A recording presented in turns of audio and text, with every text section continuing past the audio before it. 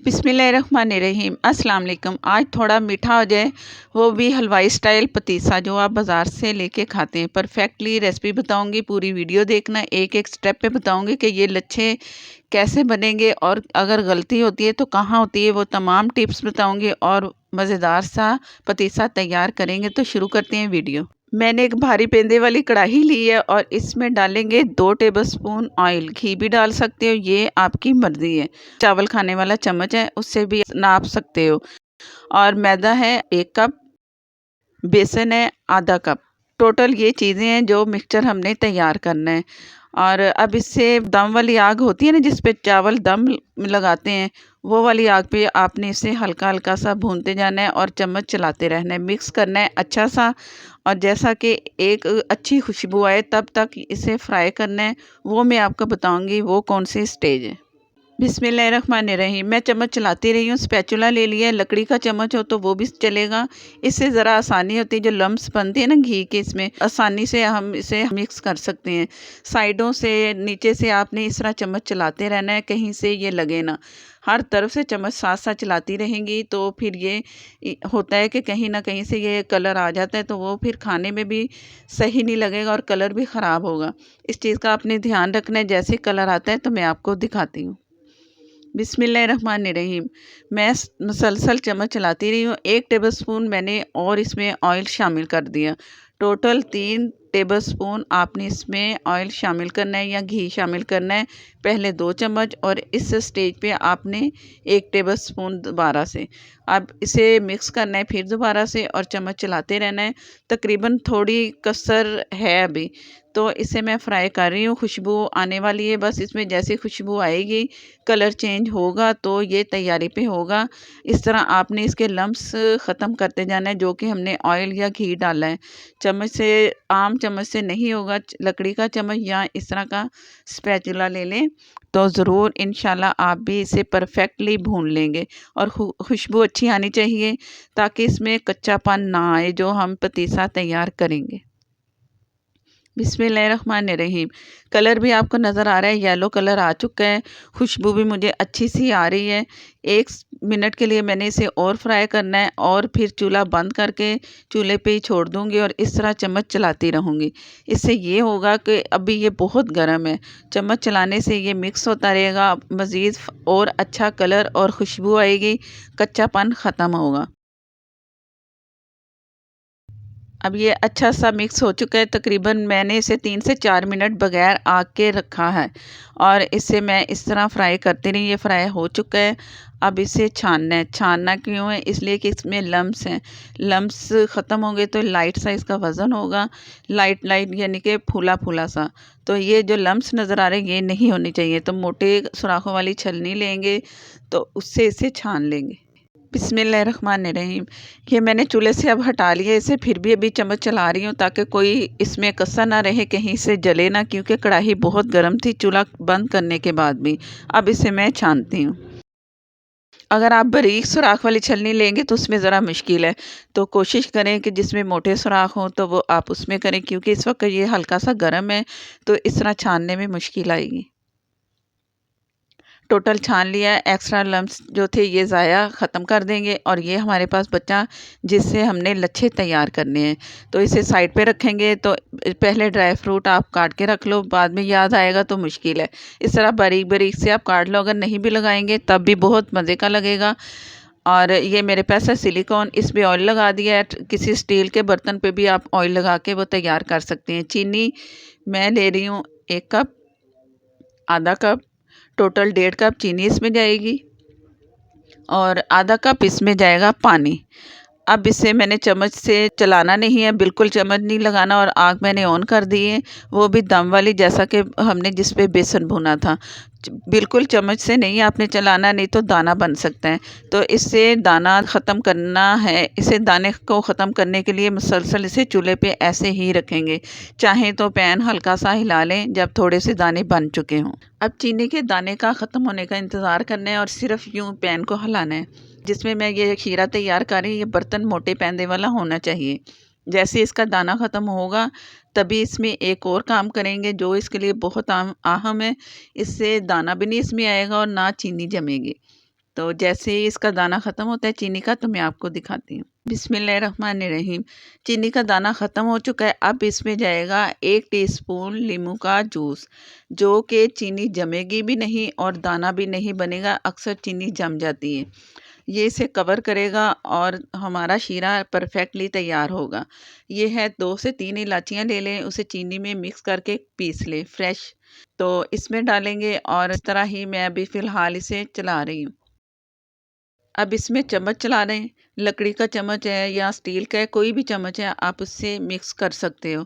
पहले करेंगे तो चीनी जो हमारी है वो जमना शुरू हो जाती है और नींबू जब जिस स्टेज पे मैंने डाला है, आपने उसी स्टेज पे डालना है। पूरी वीडियो देखेंगे तो आपको फिर कोई शिकायत नहीं होगी कि ये हमारा लच्छेदार पतीसा बना है या नहीं। और इस तरह चम्मच चला के मैंने फ्लेम रखा है, उसी स्टेज पे ही रखना है, इसे कम ज़्यादा बिल्कुल नहीं करना। अगर आप मेरे चैनल पर नए हैं तो प्लीज़ मुझे सपोर्ट करने के लिए मेरे चैनल को सब्सक्राइब कर लें, साथ में जो बेल है ज़रूर प्रेस किया करें। वीडियो अच्छी लगा करें तो प्लीज़ लाइक देना मत भूला करें। अब मज़ीद इसे मैं पकने के लिए छोड़ रही हूँ। ये मैं आपको 3 मिनट के बाद दिखा रही हूँ। अब थोड़ा-सा मैं आपको चेक करवा देती हूँ। जब आप बनाएँ तो आपको पता हो कि किस स्टेज पे हमने इसे रोकना है। चम्मच इस तरह चला के और जब निकालें बाहर तो उँगली नहीं इसे टच करनी, स्किन उतर सकती है। ये हाथ में जला चुकी हूँ।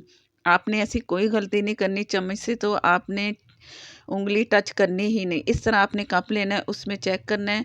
तो अभी इसमें चीनी डाली है ना, जो मैंने शीरा तैयार करी है वो बिखर रहा है। अभी इसकी कोई तैयारी नहीं। अभी मज़ीद इसे 5 मिनट मैंने पकाना है, फिर मैं आपको चेक करवाऊँगी कि आगे क्या करना है और यही हमारा असल मकसद है जिससे लच्छे बनेंगे। यहाँ गड़बड़ हो गई तो हमें फिर यही होगा कि ये सही नहीं बनी। तो प्लीज़ ये जो है ना वीडियो शीरे तक आपने देखनी है और मैंने समझाना है कि आपको किस तरह परफेक्टली चाहिए।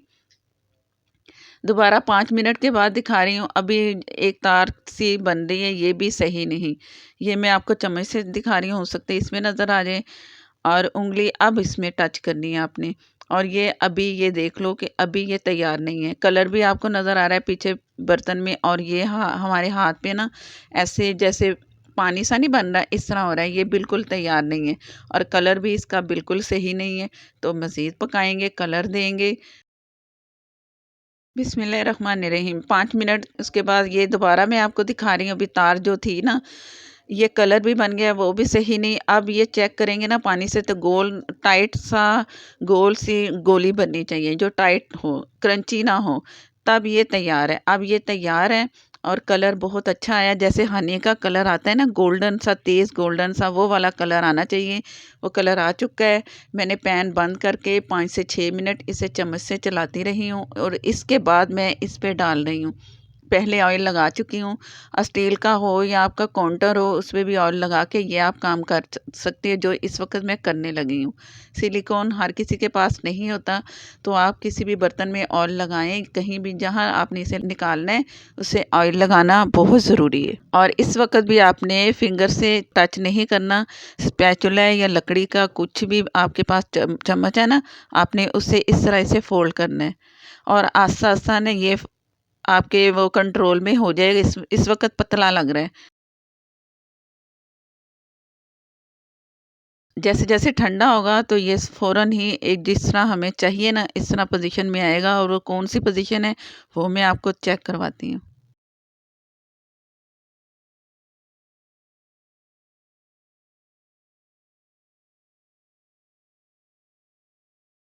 ये गोल सी गोली जैसे मैं आपको बता रही थी ना, इस तरह नज़र आनी चाहिए। और ये मैं अब हाथों से इसे कंट्रोल कर रही हूँ, तो ये हाथ हल्का सा गर्म है, ज़्यादा नहीं है। हाथों पे लगे, हाथों से उतारते हुए इसी में मिक्स करते जाएं और ऑयल लगाना है अपने हाथों पे। और ये हाथ में आ रहा है, अब मेरे के गर्म नहीं मुझे लग रहा। अब इसे फोल्ड करना है 20 से 25 मिनट के लिए और खींचते हुए आपने इस तरह करना है। इसके जब आप करेंगे ना तो इसमें एक वाइट सा आपको नज़र आएगा, इसका टेक्सचर येलो से वाइट हो जाएगा। और इस तरह करते करते करते और ठंडा भी हो रहा है, ज़्यादा ठंडा नहीं करना। अगर ज़्यादा ठंडा करेंगे तो आपसे कंट्रोल नहीं होगा, जो कि हमने बेसन इसमें लगाना है।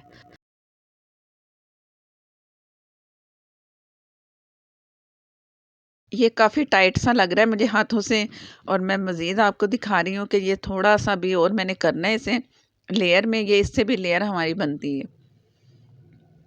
और जहाँ से मोटा-मोटा सा लगे आप खींच लें, एक जैसा बैलेंस कर लें इसका और इसे जोड़ लें, और जो मिक्सचर हमने तैयार किया मैदे का और बेसन का ऊपर लगाते जाएँ। 8 की शक्ल दे के इसे रोल में आपने इसे गोल में राउंड में कर देना है। और ये फिर किया मैंने, इस तरह करते-करते तब तक करना है लच्छा है ना वो टूटने पे ना आए। हल्का-सा जब देखें कि टूट रहा है तो फिर रोकना है। तो मैं ये साथ करके आपको दिखाती हूँ कि आगे क्या करना है।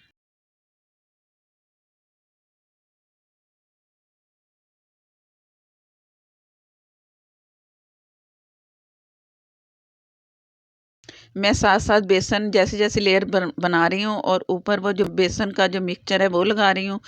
टोटल वो ख़त्म हो चुका है, साथ-साथ लगाना बहुत ज़रूरी है। ये इस तरह जब भी आप इसे फ़ोल्ड करेंगे, हर दफ़ा इस तरह आपने करते जाना है और यूँ खींचना है। जहाँ से आपको मोटा लगे पकड़ के वहाँ से भी आप हल्का-सा खींच दें। इस तरह करते-करते ये तैयार हो चुका है। बहुत अच्छे लच्छे बन चुके हैं। आप भी ट्राई करना। कोई कमी पेशी हो तो दोबारा चेक कर लेना, दोबारा बनाएँ, 1 से 2 दफ़ा बनाएँगे तो ये चेक आप कर सकते हो कि बहुत ही मज़े का बनेगा। ये भी बन चुका है, लेकिन क्रंच जब चीनी का हम बनाते हैं ना, वो आपने ध्यान रखना है, वो स्टेज बनेगी, तो ये आपको लच्छे मिलेंगे और सॉफ्ट होगा, इसमें ज़्यादा क्रंच नहीं होगा। जैसे एक फूला-फूला सा होता है, इस तरह का आपको टेक्सचर मिलेगा। मैं 2 तरह से आपको बता रही हूँ पैकिंग इसकी। ये ठंडा करके तो आपने दूसरा जो कोई भी बर्तन लें एयर टाइट होना चाहिए, उसमें पैक करें और उसके अंदर रख के आपने ये तोड़ना है, ताकि आपके जो डालने में मुश्किल ना हो। और ये तोड़ना इसलिए कि जब हम खाएँ तो आपको अलग-अलग पीस मिले। इस तरह तोड़ते हुए इसे ठंडा करके फिर ऊपर से आपने ढक्कन लगाना है। इस चीज़ का भी आपने ख़्याल रखना है। ये मैंने एक आम कैप ली है, किसी भी कोई भी कैप ले लें और अंदर मैंने उसमें बटर पेपर लगाया और उसे सेट करके ड्राई फ्रूट जो काट के रखे थे वो उसकी नीचे वाली साइड पे ऊपर से फ़ोल्ड हल्के हाथों से करके तैयार किया। अब इसे प्लास्टिक रैप में आपने इस तरह लपेट के फ़ोल्ड कर लें और इसे एयर टाइट डब्बे में रख लें। जब चाहें खाएँ, लंबा अरसा ये चलेगा। मज़ेदार सी रेसिपी आप सबके साथ शेयर की। अगर आप फ़ेसबुक पर देख रहे हैं तो प्लीज़ शेयर कर दें, लाइक कर दें, हो सके तो फ़ॉलो भी कर लें। नेक्स्ट वीडियो तक के लिए इजाज़त दें। अल्लाह हाफ़िज़।